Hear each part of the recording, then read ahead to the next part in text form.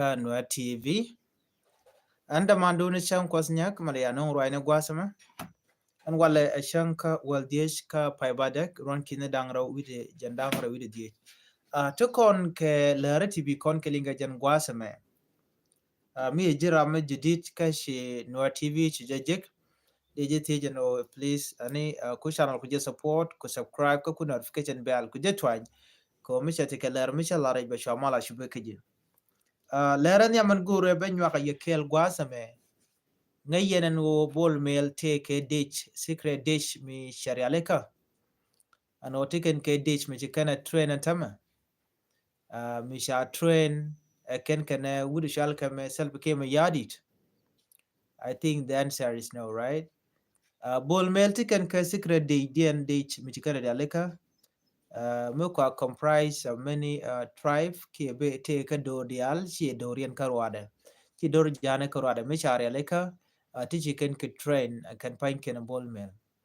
kan de da to awa let ken tan ye let kere wiki juba ka tan dien ba awa let ken ala national security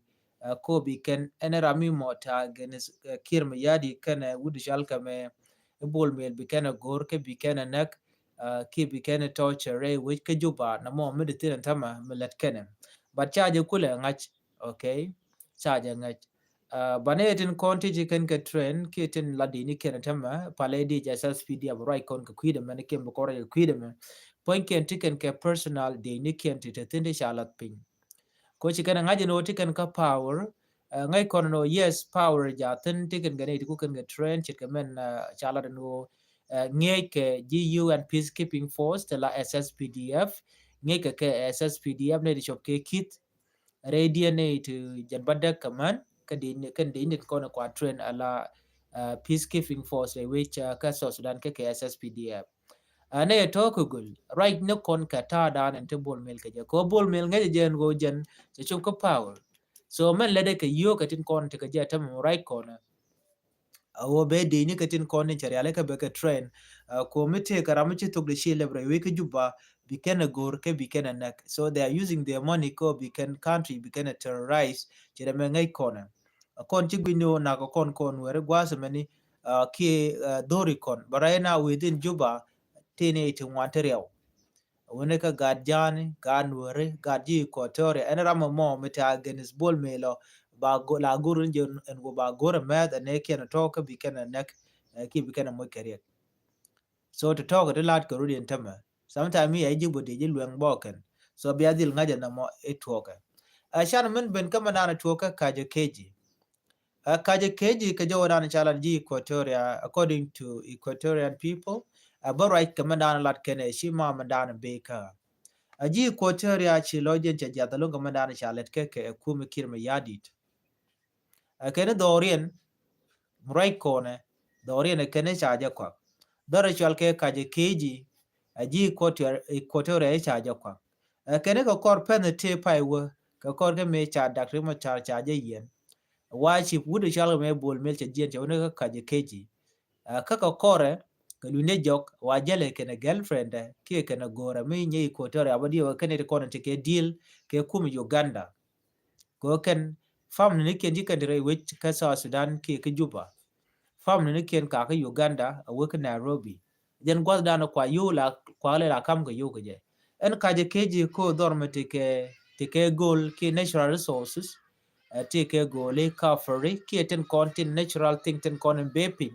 chala no shi bol mel shi gari na se shit ka ne ten content la ji Equatoria ko bi ke let kel ko bo world ki riang ka le bo kul waka ka bo waka ne ten content la girlfriend ken shi mannequin they live in luxurious hours not within Juba within Kampala ka Kampala ka Uganda so na me mula roda waka kor gwa de dan me shi bol mel shi lu joka kaji keji gwada che jawgi waka kore chuji Uganda shukan gwada mo shukan show up ke shu benten ajene ne yene no shikan SSPDF shikan ga joj ala SSPDF ke dini tin kon ten winemi timat ka jang kan ji Equatoria kon ken yadi che dier ka SSPDF se gu jeno bane to ba ka joj akum Uganda shukum Uganda shu gwada mo shu claim ka shu de ne ken yadi shu kan maguru yijan will be confirmed kenyam jene me ci kur me te tuoga ngum me ci kir ma yadi da lar kan Uganda People Defense Force kan condemn kaman je ga dana chalat kana chene di chop ke 33,000 people che displaced ka kaji keji ke Equatoria ka Rwanda so ne me ngulu de mo nyo de jenu an kir ma yadit ano che dier kane de konti laji Equatoria raina mrai ko ne che togo no chinetin kontin laji Equatoria mrai ko ne waken chiga kainyal ka chiga ben nyal long ka demonstration mi jogen kir ma yadit no jin kwar mu ate lawo telem belat kane de konti laji Uganda bine meta bine latet kada alari kame bine kap keteda ko ne ngai ne demarcation we da ke ji Uganda ngai ne kaida la bodo da tineten cha ne di ben intimidated win mu do dien ke jin kume kule biet bang kwa dora kwa jela mai but chieng ji Uganda mai kene ko cha kam ke ekir mi yadi ke ted bol mel ko te ko mu te ke kwa ke te ke liet ngaje jen go kaji keji roi nam rai kona gwe ke jen ujen chaja kwa ka kogo nga koko bol mel ji Uganda temu chikalar no bi ko korbi keneter ka tadan en latke kume kir mi yadi de kene bugo ruden gang mu kene chikir mi yadi chene di kontela ji Equatoria cheka gang non kon ko nene si bol mel kene kir mi yadi den tam rai kona chiken voter rekin kene de kon de ka support chiken ka tung loose ko bat ne ti shol kon get ji Equatoria ka kume kir mi yadit no the jeno during election terambe bol mel kene kir terambe chonga je kel so me jaga ko be bol mel be dier longa jen gwase me even kir bane enemy chicken which chicken kep ko bom chere men dana right kene ke dich kamu we kana wen lawo ba election ba jalat ti bol mel chebe pa ti kir mi yadi chebe pa ko ntama ala ji Equatoria kene den kontila diodien ki dor diodere which titiga population medid nede niam ka jang rewde kan wari diodien ke ji Equatoria kene dore kokien so milat kone me lat kone kodi chekin mi yadi den tama che power che je lose je slowly kwije no ko jeneti Uganda te ka saidien baneti wan chushke dio je chana right pan kanetin kontin chijien rei wika kakuma kem native of 350 ke 360 people ti ci jal ke chuki ne ka kakuma kem ci ke chum ne ka torit you know ci ke chum ka torit ne to rudien ke ji Equatoria so mu nyodo de chojen te ka so Sudan Ramadan ku je prolong ke man ja ko bedit e kume kirme yadit so kirme yadit che gurno be kur be je ter kanetin kona na neke che bidier kaneka bineke bike chuch so na many chi chong amalat ke kirme yadit so for that reason bani ngaje no dukume men te ka Equatoria ke ji Equatoria chicken bi chong kel ke kir so de kon mishir na me de kon ngaje no jowo do dienan bana nyoka mukwen kono gwasa me atada nan wo malwe ke jere wiki juba mala mo kam Dr. Machar kene kirme yadit so cha George no ci kirme yadit cha mal cha jello ano bi mal beteten do dana she loko je jane ne diatan kon tila party members ke kuma spelayo she ke George antama teramite ke position teramite ke decision making teramite ke parliament la cabinet teleran na tenelo yede dane kwale gidino dongde kula roi ke kwi Dr. Machar right now cha winne foinde cha je relief a kirme yadit so mugi kone chane ko kien cha nyogo kwen lakin me yadit ko pardon ne parkol karwade ala Stephen Parkol Ramadan la interim chairman dia Ramadan en cha go je kin yadit no bika we wonyam re malka ka jom chalat gwas mene ku me spela yo kanene ne misha ku me spela yo cha ne ga dia cha ku je kin yadit ko favor ne wuri chalga me Parkol ala interim chairman nyo the jano chi 2018 peace agreement to collapse jadagan and more and then she can find kenen kirme yadit negatin konen tege kel chitke kol manyang juk chala do ne Ajene tama ko shineti dial nega fulfill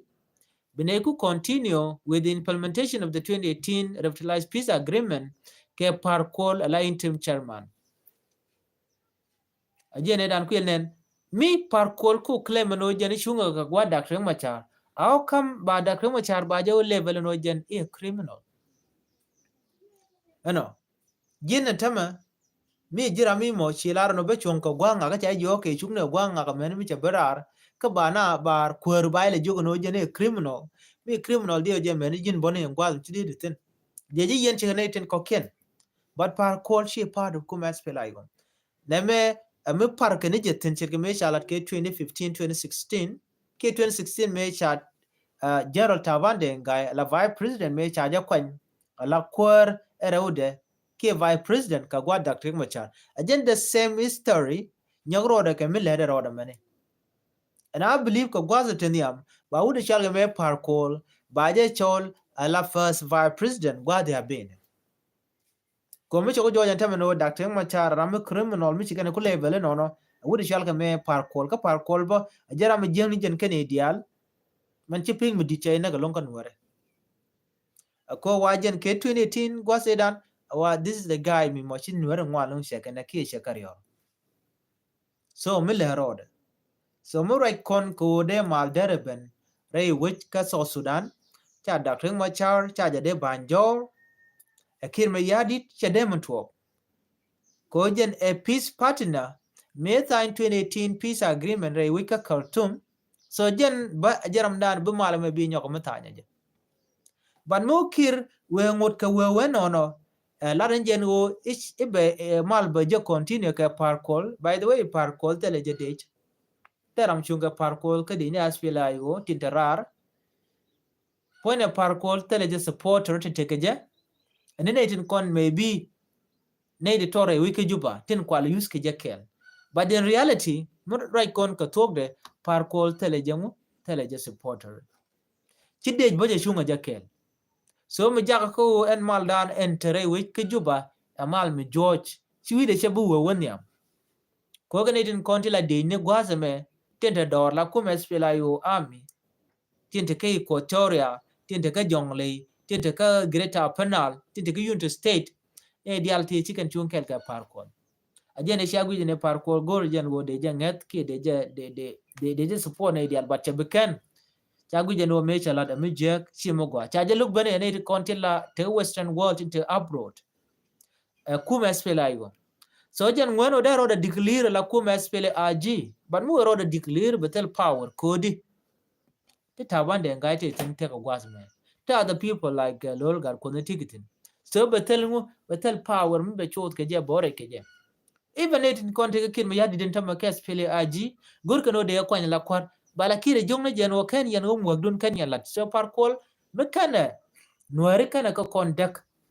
kana doren kana je conduct mo to ka fan gagane kana je kon realika so cha par kol cha je beri ko na se kin me yadi so be te lora ba so no kana ideality ko mi chire ma char ci je kwet ki ci je lok ci je la jor and then again your ticket and amount jin bitike ticket ko chireng machar ci jalok that's it but mo da machar we benrar ke we berar ke jamo that will be a breaking news to everyone michiro tie ke kir ma yadi tama bendarar ke ne diala to ba ka nyoka mi yor ka karar akir ko bi kire ngaje no ci poweren ci ted ci tok ci ramadan game ke ci berar so melet kire me le je loko weekend ku me SPL ayo janta ran la len wal ci la ne ke 2016 no ajena mone me she lel che bekan cha ala batay ne mal ke 2018 mu kula te revitalized peace agreement lat kona mene anyok en male dane chi kana lat kana bon tin kokien en ke ma yadi me shal ke teman peace initiative jen bo she boy bane take a dead in and tama and teman peace initiative ke me dan gwi jen o jen a very strong ko dara mal der jenon re wika so Sudan but still kana manto up to now shi bene kan nga amrika ke nobody ko shara man dir naran kwala ngene je chaje yen so chi tel power chi ke ya di che gwi no kan kana so che ker ke so mu shi kan me dir ngaje no mal no beben beben mi Dr. Machar che berar wuje chal ke me kaje keji dung Equatoria me cha nang ji Uganda mo Dr. Machar we berar biya rwani ke biya kaling ko de ya la ka lat ke ngut so me a demarcation by nyok mu ke je ala map location ken na ken tin kon tin la tin te ka South Sudan ke Uganda mun Uganda ba kam yi Uganda mi dung South Sudan ba kam yi South Sudan so jo me le rode entama ko Dr. Machar me cha jalun bu kon lo commercial ke civil war we ka South Sudan and I believe that there am no civil war so kon dia no kon de mal der titin jo de den gwasa me we ke ye ne tanas kamana na tore we kama yom chala de one ne cha nei ti shop ke sorry ne ti shop ko kor sha me ken cha kan Chaka kef kume SSPDF pin justice rigbiam top kwer ke governor do unity state so chene ti chameken chaka kef chaje nen ke social media lat ke jeno chame chaka kef ke jana jugo no chame go along ntame ko chame nwer chaka kef ke kwichemo kwana woka second stage stage reude level 1 jen to level 2 wanatin amen yoke non mu te me chaka kepa ba ko kep ko bom dio japan ge chana kur chana jeling kam nuare kana jang chi gen ka warap shi ken ka mayom shi ken me chi ken ok nuare shi ken ko page so shi kon kur chana jeling mu chala de kume dung justice regbem to I did not hear any report condemning ke reporting about this incident kan kanalat nere konde la jalat kenedi tere wichin winemi gara nuare mi chide ke to ko la kona loko no bana jalat mi chi ngaje no ti kwi jani ki ti kwi ne tithen no che experience long time kan nuare ngwan when mi ti kel ke in mi nuare chi jaguru no jin bright ki bu dollar yo mi ke in mi nuare yo lat ke mi je go no bukana la do chane na kan nuare but when it is those people didn't go and look at nuare chi mi je ga la nuare buna be chit ke mun why kar kon dial ko kon werde kon dial ko kona so tera mi de lar no gwai ki jeki everybody tik de gwaye banu ban ne kon jako bi ke chuch e ke kwi ko cha bu ka power gar la je ne je kamela kon pur ka bela no wal kon nore so jo wo me mugor no de nyaga yakel right now right kon tin lip kon kere wika so Sudan lip kon o ne je no bi mal beben ki so Sudan balure kon mi cha ban yok mo long ka je nyok kamra so one thing about to ganane ken mu kan che Dr. Machar che jelun ka kor gwa diabe bia do bia jelin ka bu kor ba nyok mo lo jeten bin na antama ko Dr. Machar ge jeno ba je leldi ba je kamrar mishali ngano Africa Union che gore wike juba wo gore ke kila loy na de te de long la leadership but the solution magwa ko nuar chi kan mal chi kan look ameno ku masfela yo ko ku masfela yo a combination beten waratin te jangtin te ji ko tore atin kan e diala tikten but ku bes lonko ne ne kono kwa target tin kan wore agenda ka don wor mo ka nasir agenda ka don wor mo ka fangak agenda ka don wor mo ka unity state some part of it so jo me mugoro de nywa ya kel ka tadan en chirik chi to ka ja ka kor gwasen be barodan nyok milling kon ka rwanje kon lat ka odien chuji poro jeno jin abishon kel ke Noor TV channel ko biler bi ka shwa mala lingi an walle shanka wal diesh ka pay badak ron kin dangraw ide jan dangraw ide diesh an ban nyoje ka la den bi atakamal babay